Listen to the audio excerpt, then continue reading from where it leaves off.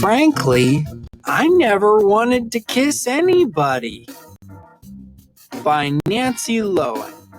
Illustrated by Dennis Alonzo.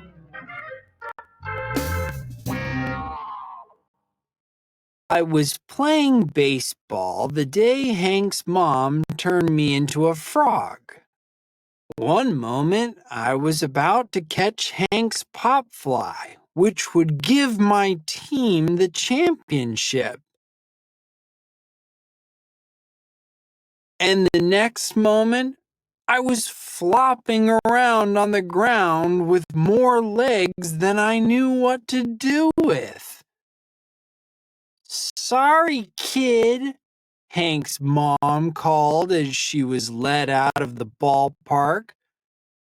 "To break the spell, just get a princess to kiss you. But she can't know you're a prince." Well, whether I was a prince or a frog, I wasn't about to kiss any girl, and I soon found that being a frog had its perks. I could see almost all the way around my head.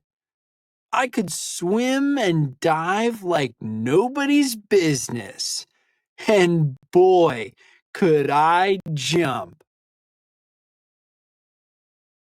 I jumped and jumped all the way to a new home, near a well under an old linden tree.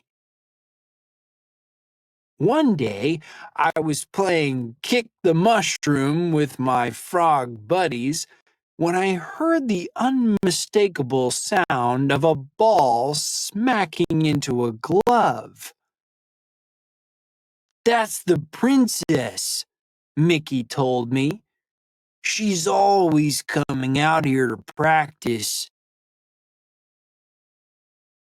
I listened to the smack, smack, smack, and I wished that I could be just a regular baseball playing prince again. Then it happened. Smack, smack, plunk. The ball landed in the well.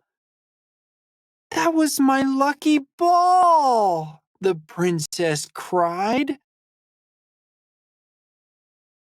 The gang gathered around me. "If you offer to get the ball, she'll offer to pay you back somehow," Willie said. "Then you can ask for that kiss." "Go on," Harmon prodded. "Think of your teammates back home."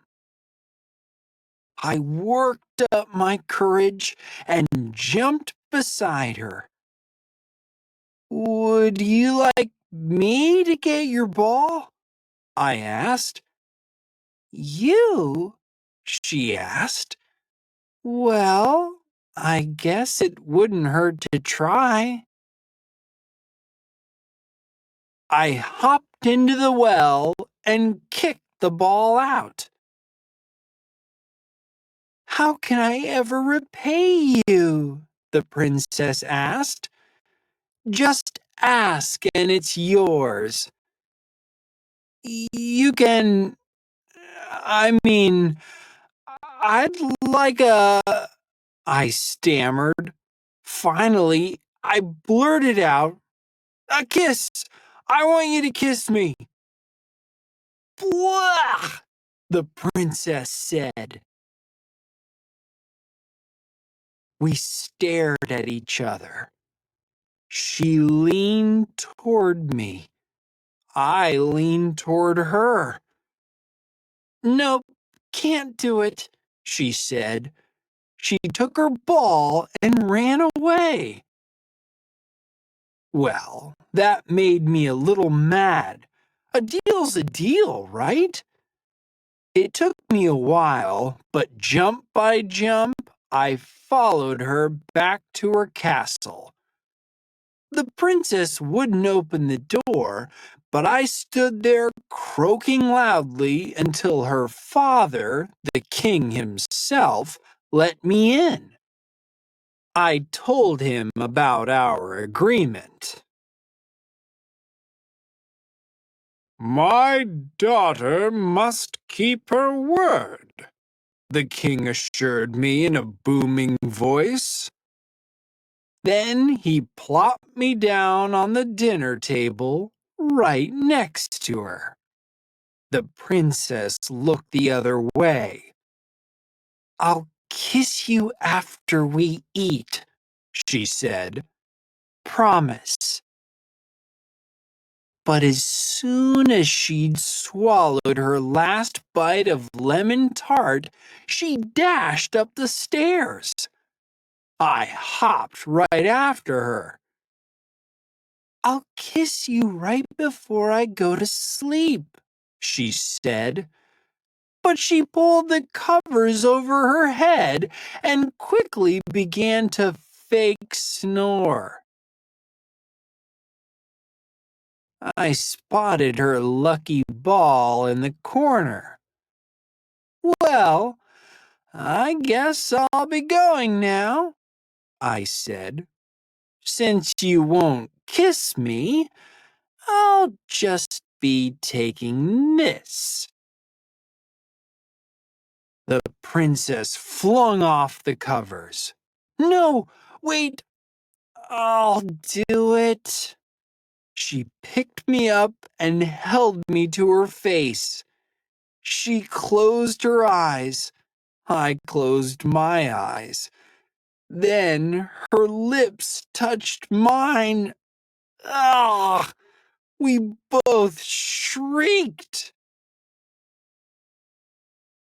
I felt myself being hurled into the air. And suddenly I was stumbling around with 2 legs and 2 arms that I didn't know what to do with. "You're a prince," she said. "What an arm," I said. Did we fall in love, get married, and live happily ever after? No way. But my team got a great new starting pitcher.